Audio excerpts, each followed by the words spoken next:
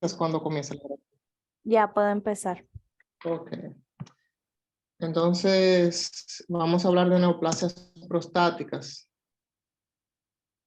Vamos a tocar básicamente lo que es hiperplasia prostática y el adenocarcinoma de próstata, el carcinoma prostático.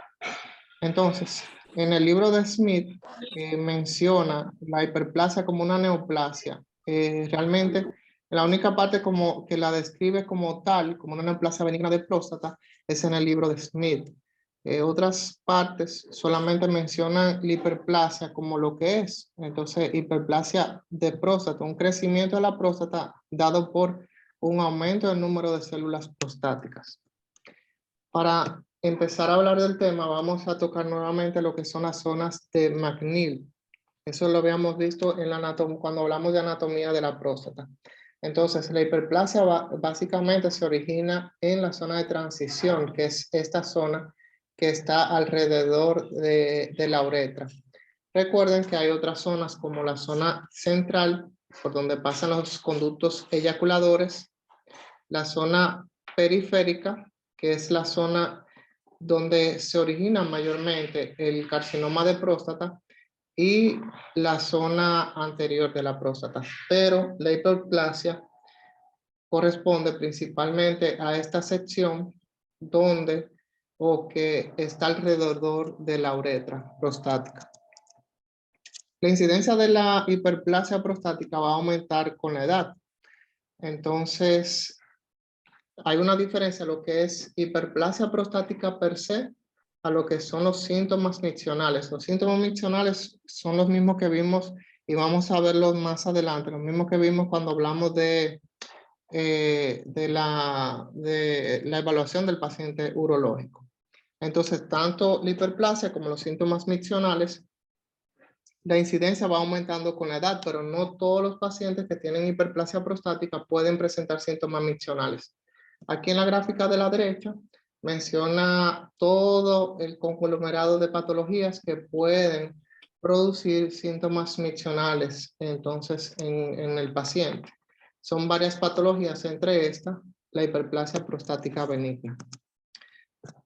La hiperplasia prostática básicamente es un diagnóstico histopatológico. Se da por un aumento de la cantidad de células. O sea, por ese aumento en la cantidad de células es que se da el aumento de volumen prostático. Es diferente a lo que es una hipertrofia, que puede haber un aumento de volumen, pero la diferencia radica en que es por un aumento del volumen celular. En la hiperplasia hay un aumento del número de células. Básicamente se origina en la zona de transición. Como dije en esta gráfica, la zona de transición es la que está de amarillo. Y noten cómo aquí está la uretra, cómo la zona de transición está alrededor de la uretra. Va a tener un patrón de crecimiento nodular.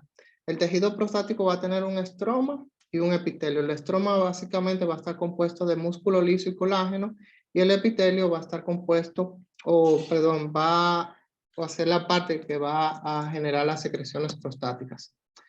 Entonces, en cuanto a la fisiopatología, ya básicamente mencioné lo que son síntomas miccionales.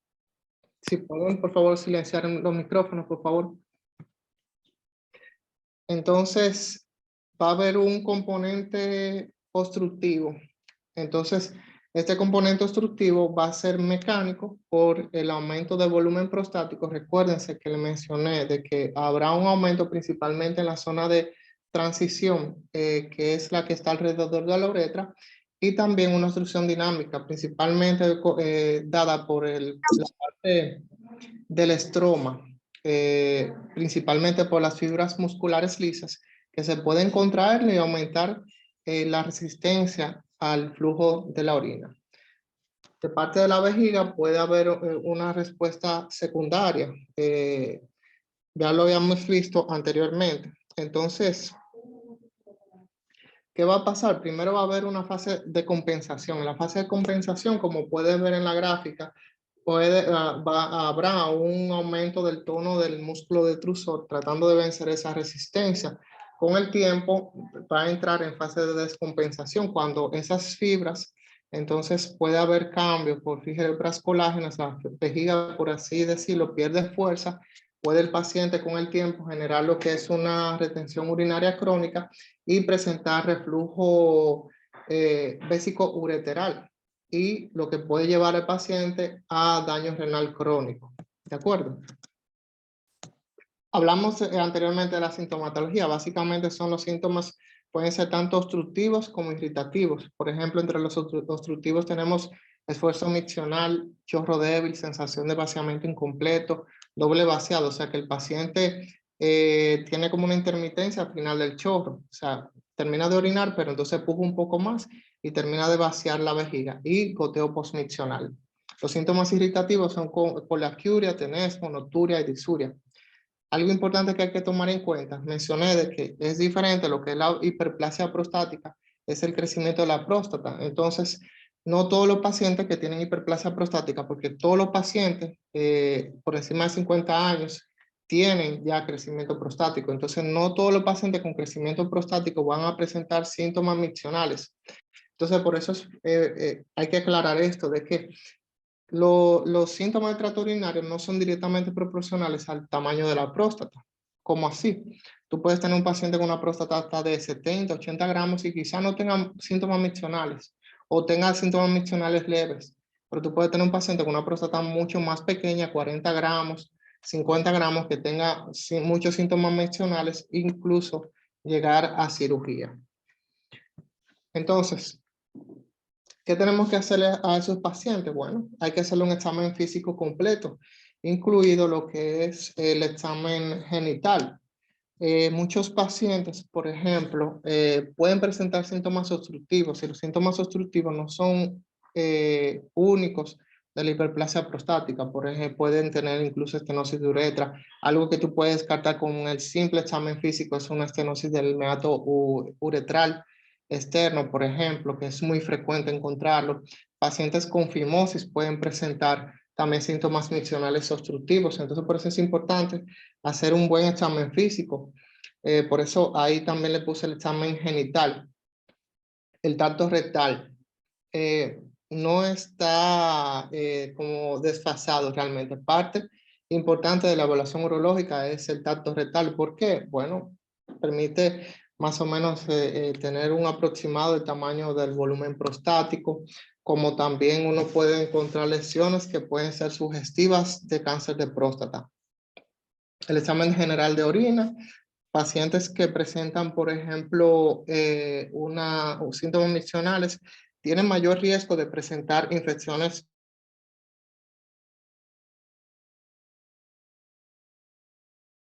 urinarias. Por eso es importante siempre el antígeno prostático específico. También está dentro de la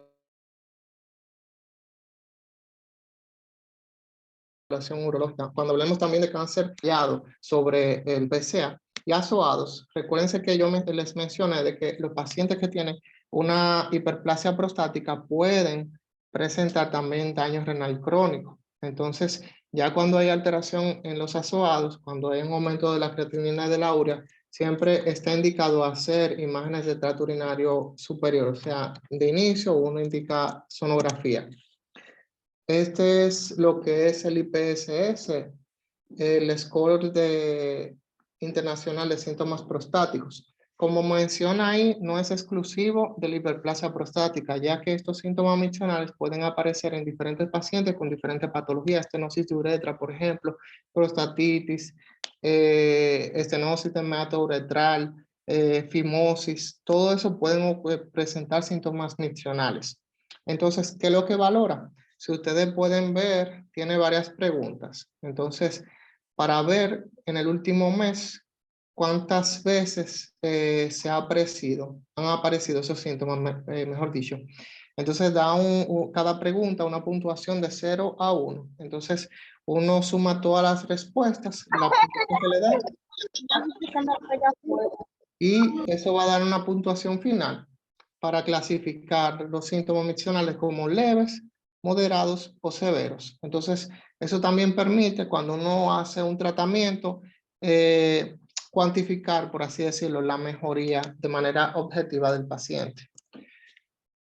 Pruebas adicionales que se pueden hacer, además del IPSS, es la sonografía transrectal. La sonografía transrectal permite medir el volumen prostático y también esa RPM no de rompimiento prematuro de membrana, sino de residuo postmiccional. O sea, para ver, ¿verdad?, si el paciente tiene una buena evacuación de la vejiga.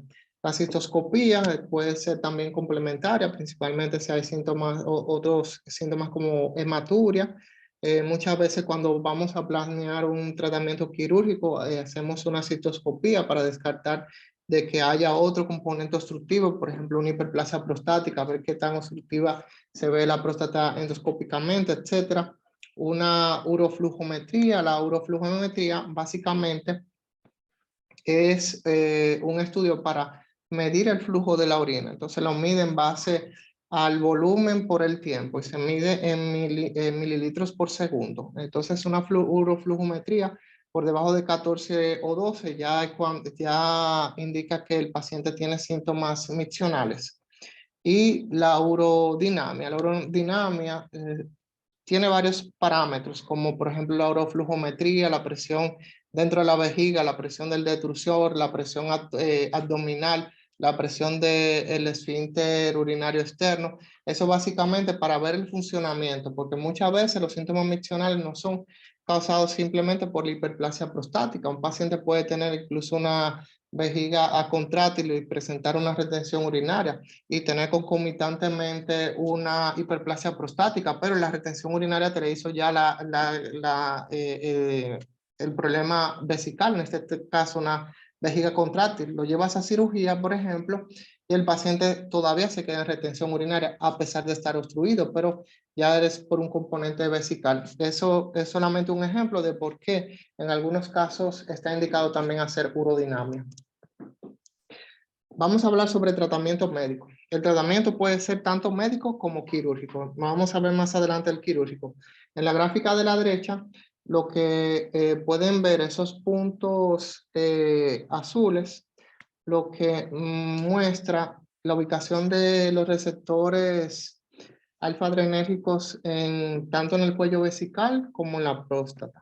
Entonces, básicamente, el bloqueo de esto es lo que ha sido por mucho tiempo la piedra angular del tratamiento medicamentoso. Entonces, se utilizan medicamentos alfa bloqueantes. Los medicamentos alfa bloqueantes hace mucho tiempo se utilizaban como antihipertensivos, pero por los efectos secundarios, principalmente hipotensión ortostática, entonces se han dejado de usar. Se utilizan ahora medicamentos que son más selectivos de los receptores alfa-1 adrenérgicos, entonces causan menos efectos secundarios. Como le mencioné, entre los efectos de estos medicamentos está la hipotensión ortostática y la eyaculación retrógrada. La eyaculación retrógrada se da básicamente por la relajación en el cuello vesical, lo que permite que haya un reflujo de semen hacia la vejiga. El paciente lo va a sentir o lo va a percibir como una disminución o una ausencia del volumen de semen. Los inhibidores de la 5-alfa reductasa, la 5-alfa reductasa lo que ayuda a convertir la testosterona en dihidrotestosterona. Entonces, al bloquearla, lo que se produce es que puede haber una apoptosis del tejido prostático, disminuyendo el volumen del mismo. Entonces, estos medicamentos lo que consiguen con el tiempo, en 6 meses aproximadamente, disminuir el volumen prostático, pero no de manera significativa, quizás un 18 a un 20% del volumen prostático. Y también pueden con el tiempo disminuir el PSA a la mitad. Entonces, ¿cuáles son los efectos secundarios? La disminución de la libido en algunos pacientes por este mismo mecanismo del bloqueo de la conversión de testosterona a dihidrotestosterona pueden presentar además disfunción eréctil y trastornos de la eyaculación. Normalmente los inhibidores de la 5-alfa reductasa no se utilizan solos mayormente, sino acompañados con los alfa bloqueantes. ¿Qué te permite esto? O sea, que el efecto de los alfa bloqueantes se mantenga por más tiempo. Los pacientes que utilizan el tratamiento combinado, mayormente uno lo utilizan en próstatas más grandes, mayores de 40 a 50 gramos, pero también permite o evita a través del tiempo que el paciente llegue a una retención urinaria aguda, que es como la fase terminal, ya cuando la vejiga, por así decirlo, no puede más. Entonces ya como la fase terminal de la hiperplasia prostática básicamente es la retención de orina. La fitoterapia se deriva de ciertas hierbas, se utiliza el piñón africano, el saupalmeto, entonces hay estudios que avalan su uso para mejorar los síntomas miccionales y a partir del 2013 se aprobó, si mal no recuerdo, 2012, 2013, el uso de tadalafil en dosis bajas, dosis de 5 miligramos. ¿Qué es lo que hace el tadalafil? El tadalafil forma parte de unos medicamentos que se llaman inhibidores de la 5-fosfodiesterasa. La 5-fosfodiesterasa es un vasodilatador, perdón, un vasoconstrictor. Entonces, al mejorar, al inhibir la 5-fosfodiesterasa, entonces aumenta el flujo sanguíneo pélvico. El tadalafil es primo hermano del sildenafil, que es el famoso Viagra. Se utiliza para la disfunción eréctil, pero se ha visto mejoría en los síntomas miccionales de los pacientes que presentan, bueno, síntomas miccionales. Entonces se ha visto una mejoría de ellos y se presume que es por que mejora la circulación pélvica. Pero para el tratamiento de la hiperplasia prostática, de los síntomas miccionales, se utiliza únicamente la dosis de 5 miligramos. El tratamiento quirúrgico tiene sus indicaciones, pueden ser absolutas y relativas, entre ellas ya cuando hay fracaso del tratamiento medicamentoso, cuando hay retención urinaria, cuando hay hematuria, cuando hay litiasis vesical, entre otras.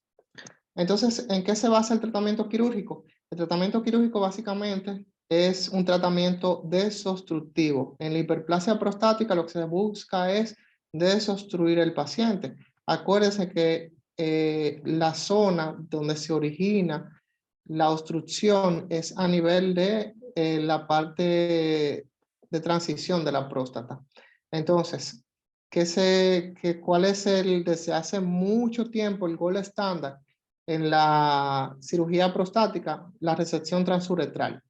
Básicamente es una cirugía endoscópica, se trabaja dentro de la vía urinaria y se reserva principalmente próstatas de un tamaño a lo mayor, o sea, a lo sumo de 80 gramos o menor. Es la indicación precisa de la resección transuretral, de 80 gramos o menor de ahí. Entonces, ¿cuáles son los efectos secundarios que puede presentar el paciente? Eyaculación retrógrada, porque uno amplía mucho el cuello vesical, entonces no hay un buen cierre del cuello vesical al momento del paciente eyacular, entonces puede suceder eyaculación retrógrada. La disfunción eréctil es rara en los pacientes que presentan o que se le hace la resección transuretral. La incontinencia urinaria puede aparecer principalmente por lesión del esfínter urinario y la estenosis de uretra o esclerosis de cuello principalmente por la manipulación de instrumentos intrauretrales. El síndrome de resección transuretral es básicamente porque la resección transuretral, desde sus inicios se utilizaron energías monopolares. Entonces, para utilizar una energía monopolar, hay que usar líquidos que no tengan electrolitos que sean conductores. A la trombectomía. Entonces, ¿qué pasa? Entonces, cuando uno agrega un líquido que no tenga electrolitos, bueno, básicamente va a haber o habrá una hipervolemia por el aumento.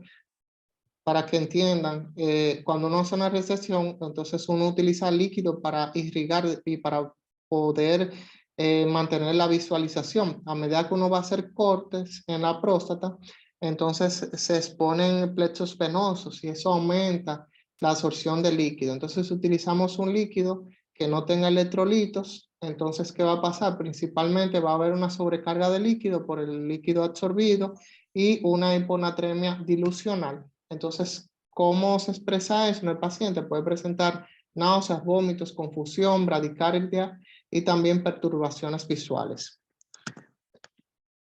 La incisión transuretral de próstata es otro tipo de procedimiento que se hace por vía endoscópica. Básicamente se reserva para próstatas pequeñas, próstatas entre 40 a 30 gramos. Está la vaporización transuretral de próstata que utiliza energía bipolar, la enucleación láser de próstata que utiliza un láser holmium y la prostatectomía simple, en este caso es una prostatectomía abierta, que es el procedimiento también que se utiliza desde mucho tiempo, desde antes de la invención de la resección transuretral. Entonces, este procedimiento también busca lo mismo, o sea, desobstruir el paciente. Básicamente, la técnica quirúrgica lo que se extrae es la zona de transición. Todo paciente que tenga una cirugía de estas, una cirugía desobstructiva de próstata, siempre se deja tejido prostático. Son pacientes que tienen riesgo de con el tiempo generar cáncer de próstata, igual que un paciente sin que no se haya hecho la cirugía. ¿Por qué? Porque acuérdense que en la zona periférica es donde se generan la mayor cantidad de veces el cáncer, donde es más frecuente el cáncer de próstata. Entonces esa zona es la que se deja después de hacer la cirugía. Vamos a pasar a hablar acerca del cáncer de próstata. Es una patología totalmente diferente a la hiperplasia prostática. Hay mucho error en algunos médicos que piensan que cuando un paciente tiene síntomas miccionales, cuando tiene hiperplasia prostática, tiene mayor riesgo de cáncer de próstata. Realmente el cáncer de próstata es una entidad totalmente distinta a la hiperplasia. Entonces, es el segundo cáncer más frecuente en hombres. Varias series lo reportan así, poniendo en primer lugar el cáncer de pulmón, pero, o sea, no puedo decirlo a ciencia cierta, pero me atrevo a pensar de que incluso en este país es más frecuente el cáncer de próstata, o sea, de todos los cánceres, incluso o tiene más incidencia que el de pulmón. Lo que pasa es que aquí no se llevan estadísticas. Como pasa con la hiperplasia prostática, también la incidencia de cáncer de próstata aumenta con la edad. Es más frecuente en raza negra y también es más frecuente cuando hay una historia familiar de cáncer de próstata. Ojo, también hay una incidencia cuando hay historia familiar de cáncer de mama y de cáncer de ovario, ya que el cáncer de próstata también se relaciona con los oncogenes BRCA, el tipo 1 y el tipo 2, principalmente más con el tipo 2 que con el tipo 1. Esta fue una publicación que salió en el periódico recientemente. Ya saben que según una publicación de aquí en un periódico nacional, el cáncer de próstata es más benigno en hombres que en mujeres. Y eso que las mujeres no tienen próstata. Entonces, en cuanto a la patología, el 95% de los cánceres de próstata son adenocarcinomas. Entonces, el 5% restante es de otras estirpes, tanto epiteliales como no epiteliales. Aquí, en los no epiteliales son de estirpe sarcomatoide.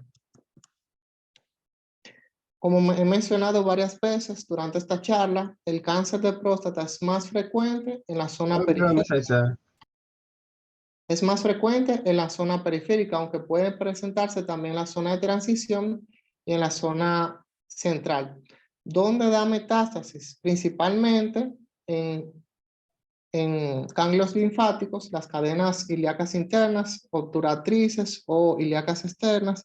Pueden llegar incluso a las comunes, a los ganglios presacros y periaórticos. También metástasis óseas son en segundo lugar. Principalmente en el esqueleto axial y metástasis a distancia principalmente a pulmón, hígado, glándulas suprarrenales, incluso a cerebro. Entre los síntomas, el cáncer de próstata en estadios tempranos es totalmente asintomático, no presenta síntomas.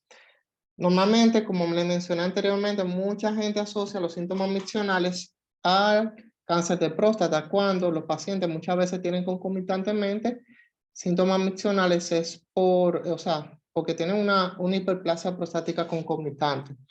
Entonces, cuando ya aparecen síntomas es porque ya hay progresión del cáncer de próstata. Acuérdense, da metástasis ósea, entonces puede dar dolor óseo, como da metástasis también a columna lumbar, puede producir compresión medular, ya que en estadios muy avanzados, si toma, por ejemplo, el esfínter urinario, puede producir incontinencia urinaria. Si también toma también el recto, no es tan frecuente, puede producir incontinencia fecal y hematuria puede producir. Entonces, en la evaluación diagnóstica es importante hacer el tacto rectal. Todas las guías de cáncer de próstata siempre ponen como, dentro de la evaluación el tacto rectal. Es importante hacerlo. ¿Qué podemos ver o sentirme en este caso, mejor dicho? Acuérdense de que aparece en la zona periférica con mayor frecuencia, o sea, la zona posterior que está inmediatamente delante del recto. Entonces, cuando hacemos el tacto rectal, podríamos sentir nódulos indurados o una próstata ya en casos más avanzados, una próstata pétrea, asimétrica o irregular. Ahora, parte del diagnóstico de cáncer de próstata o actualmente la piedra angular realmente es el PSA. Desde que apareció el PSA en la década de los 90, entonces se ha podido detectar el cáncer de próstata en estadios más tempranos. Anteriormente el diagnóstico se hacía principalmente ya cuando la enfermedad estaba más avanzada, o sea, cuando ya era palpable. Incluso hay veces que solamente por un aumento en el antígeno prostático podemos detectar cánceres incluso antes de ser palpables. Es una glicoproteína, el PSA, o el antígeno prostático específico.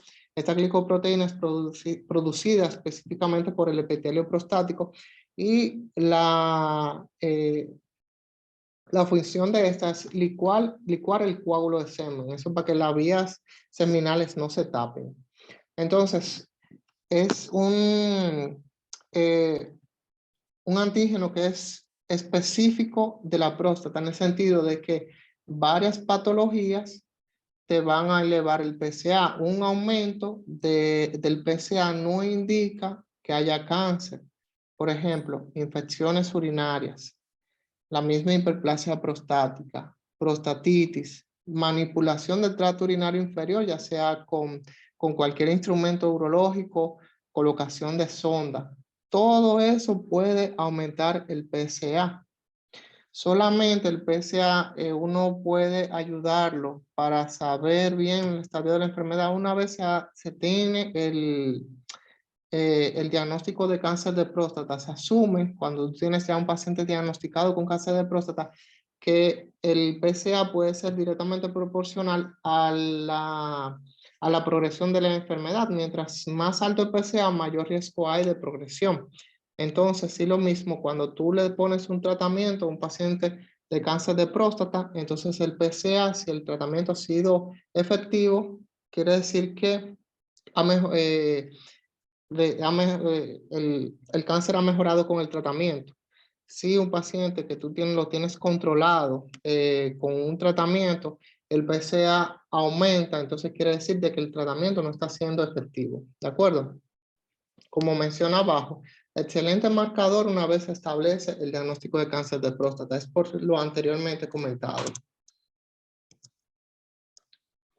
Entonces, como mencioné en la diapositiva anterior, el PSA no es tan específico y se han utilizado varios métodos para ayudar a que sea un poco más específico.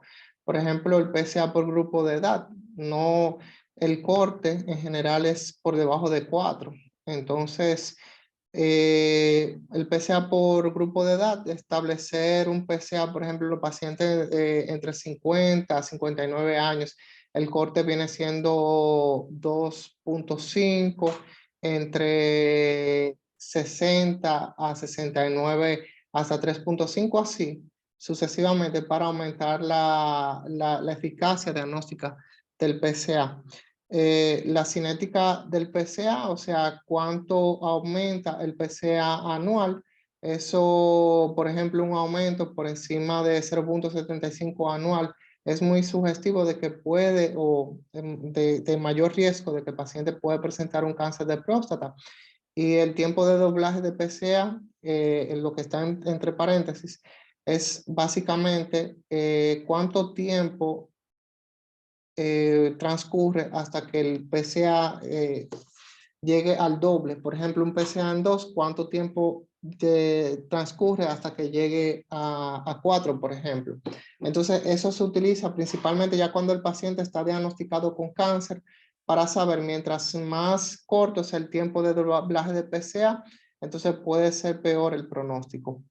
La densidad de cáncer de próstata, básicamente la división entre el PSA con el volumen prostático. Eso también es para aumentar la eficacia. El PSA libre y el porciento del PSA libre principalmente se utiliza cuando tú tienes un PSA entre 4 y 10. Entonces, si hay un porciento de PSA por debajo de 10, hay mayor riesgo de que ese aumento del PSA sea por causa maligna.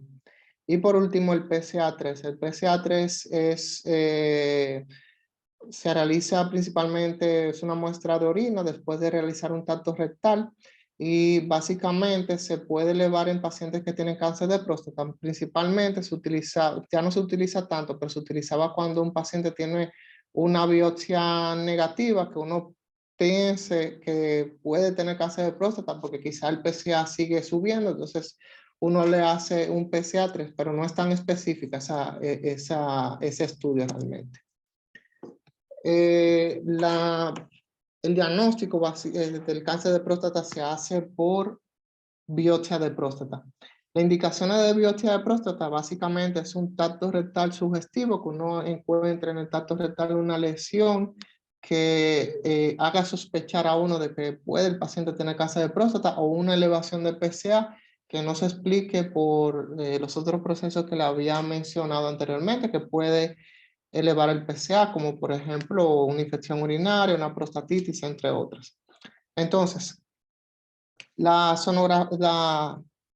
biopsia se puede hacer guiada por sonografías. Es el método principal que se utiliza para hacer la biopsia de próstata, porque es asequible realmente la sonografía. Hay otro método que se llama por fusión, que utiliza imágenes de resonancia magnética combinadas con sonografía. Eso se realiza principalmente en primer mundo. Entonces, ¿qué es lo que se consigue con esta? Mayor eficiencia a la hora de detectar lesiones que sean sugestivas. La biopsia de próstata puede ser transrectal o perineal. Entonces, ¿qué pasa con la sonografía guiada por sonografía? Si tú no tienes una lesión sospechosa en el tacto rectal, básicamente la muestra se toma de manera randomizada, como se muestra en las gráficas. Esto es más o menos una gráfica de cómo se realiza la biopsia de próstata dependiendo de cuántos cortes, cuántas muestras vayas a tomar, y se hace de manera aleatoria en esas zonas. Entonces, por eso es que la biopsia de próstata en algunos casos tiene una tasa de falso negativo. Hay pacientes que uno puede quedar con la duda, una biopsia negativa, un PSA que sigue subiendo. Entonces, cuando uno le hace la biopsia, sale el reporte de cáncer, entonces se reporta en la escala de Gleason. La escala de Gleason, a diferencia de otros tipos de patologías que reporta, por ejemplo, la celularidad, la escala de Gleason principalmente, lo que reporta el patrón de diferenciación de las glándulas que están en la próstata. Entonces, va a hacer una clasificación del 1 al 5, dependiendo del patrón de diferenciación de las mismas. Entonces, lo que hace es que se toma el primer patrón más común junto con el segundo patrón y se reporta como mencionan aquí. Por ejemplo, se empieza a reportar del Gleason 6 en adelante. Entonces, el reporte lo hacen así: Gleason 6, por ejemplo, 3 más 3. Un Gleason 7, un 3 más 4, es que tiene principalmente más frecuente el patrón 3, y el segundo más frecuente es el patrón 4. Un Gleason 7, esto está mal aquí. Yo quise poner es un 4 más 3, para ejemplificar de que estos dos pacientes son Gleason 7. Pero si tiene un patrón 4, quiere decir que adelante, quiere decir que el patrón más frecuente que más se muestra es el 4 y de segundo lugar el 3. Entonces quiere decir que este paciente, aunque tenga un Gleason 7, igual que el de arriba, entonces tiene una enfermedad más agresiva porque tiene un patrón 4 con mayor predominancia que el 3. Ahora, las imágenes diagnósticas. La ecografía, como mencioné, principalmente se utiliza para guiar la biopsia. No hay una imagen ecográfica que realmente sea sugestiva de cáncer de próstata. Creo que en el libro menciona de imágenes hipoecógenas en la próstata que pueden ser sospechosas, pero realmente no hay una imagen específica por sonografía. Ahora, en la resonancia magnética es diferente. La resonancia magnética puede ayudar a detectar lesiones sugestivas de cáncer de próstata. Y lo importante es que permite detectar lesiones clínicamente significativas, o sea, de probables zonas de cáncer de mayor grado. La tomografía se utiliza mucho, principalmente para el estadiaje del paciente, para ver si hay, por ejemplo, agrandamiento de ganglios linfáticos, metástasis, por ejemplo, a órganos.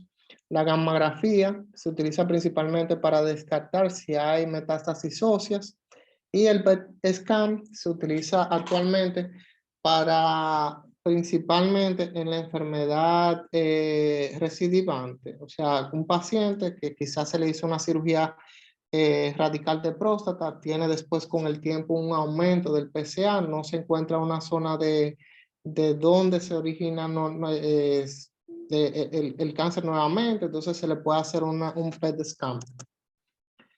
La clasificación del cáncer de próstata utiliza la clasificación de TNM, ahí lo pueden ver, cómo es la T, la N y la M. Pueden después verlo más adelante.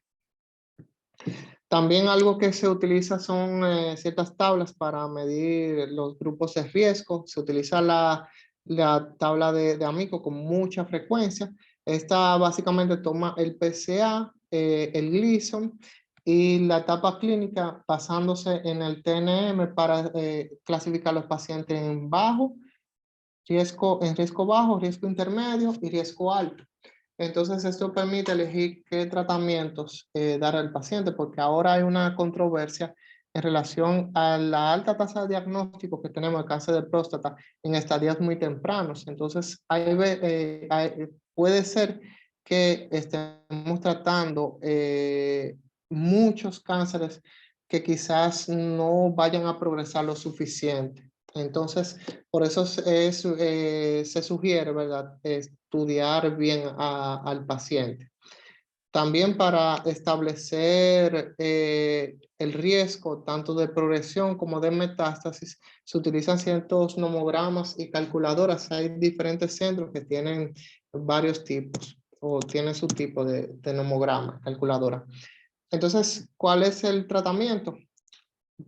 Vamos a hablar de lo que es la vigilancia activa. La vigilancia activa, básicamente un paciente con una enfermedad de un riesgo bajo, que quizás no vaya a progresar por un periodo de tiempo. Entonces, lo que se hace es seguimiento, ya sea por PSA, repetir biopsia anual, para ver si en algún momento hay progresión de la enfermedad, entonces ya se le da un tratamiento definitivo. Principalmente eso se utiliza en pacientes que tienen una expectativa de vida mayor de 10 años y que tienen una enfermedad de bajo riesgo. La espera vigilante, básicamente en pacientes que tienen muchas comorbilidades y pacientes que tienen una expectativa de vida corta, menor de 10 años, ya sea por las comorbilidades o por la edad que tenga. Entonces, básicamente se deja sin tratamiento hasta que aparezcan los síntomas y básicamente se le da un tratamiento paliativo de los síntomas de la enfermedad. En caso de enfermedad localizada, el gold estándar es la prostatectomía radical. La prostatectomía radical básicamente es sacar toda la glándula prostática con la uretra prostática y las vesículas seminales. Entonces, ¿cuáles son los dos efectos más importantes de esta cirugía? La incontinencia urinaria, o sea, porque el ápex de la próstata está muy cerca del esfínter urinario externo, y la disfunción eréctil, porque puede haber lesión de los nervios cavernosos que se encuentran posterolateral a la próstata. Ya con el advenimiento de la cirugía robótica, que te permite tener una mejor imagen, entonces los riesgos de tanto de incontinencia como de disfunción eréctil son menores. La radioterapia en algunas series lo reportan con resultados muy semejantes a lo de la cirugía radical. Otro tipo de terapia que se pueden utilizar principalmente en enfermedades de bajo riesgo es la braquiterapia y el HIFU, que el HIFU es un ultrasonido de alta resolución localizado en la próstata, pero solamente se utiliza en enfermedades de bajo riesgo o de muy bajo riesgo. Ya cuando hay una enfermedad avanzada o metastásica, el gol estándar aquí sería el tratamiento hormonal. Lo que se utilizaba anteriormente, un paréntesis antes de seguir, el cáncer de próstata por definición es un cáncer hormonosensible. ¿Cuál es la principal hormona que entre comillas lo alimenta? La testosterona. Entonces por eso los pacientes que se les realiza una orquiectomía, entonces presentan mejoría de los síntomas. Entonces en eso se basa el bloqueo hormonal. Entonces, después se desarrollaron ciertos medicamentos como son los análogos de la LHRH, que tienen un efecto semejante al de la orquiectomía. Entonces, ¿qué pasa con estos medicamentos? Estos medicamentos son análogos o son semejantes a las hormonas liberadoras de gonadotropinas como la LH y la FSH.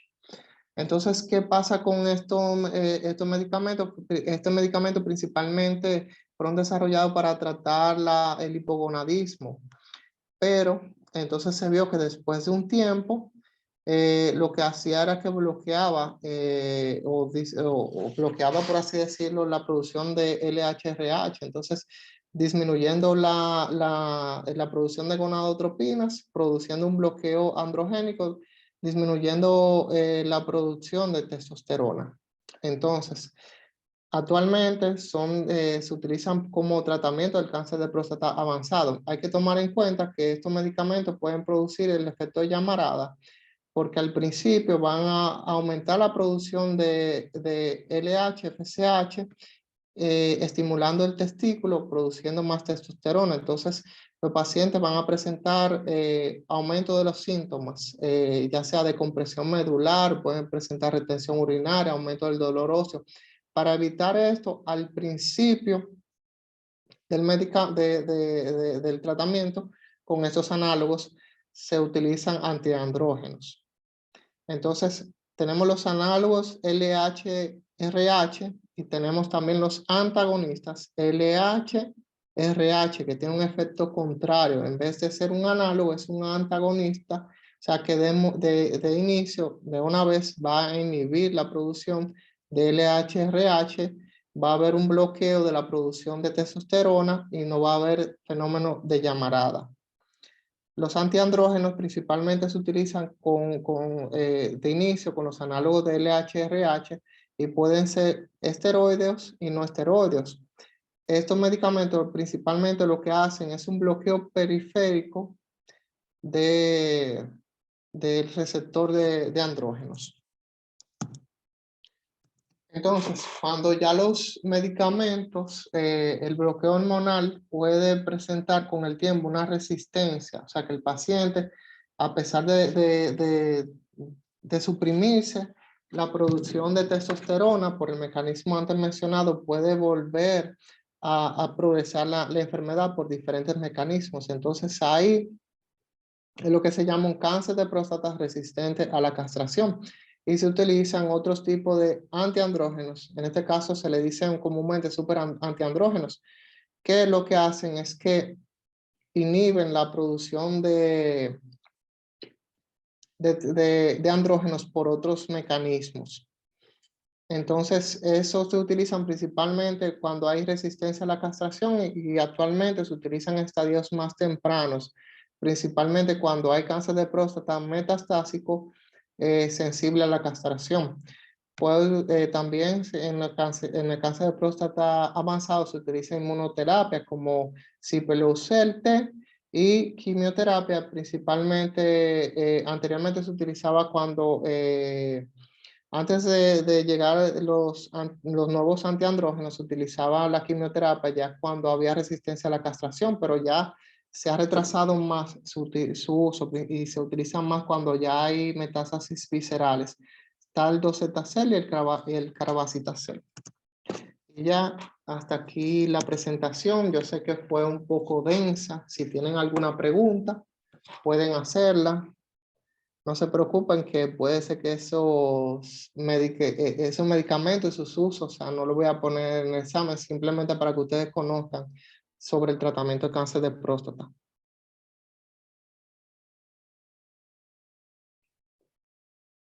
¿No tienen preguntas entonces?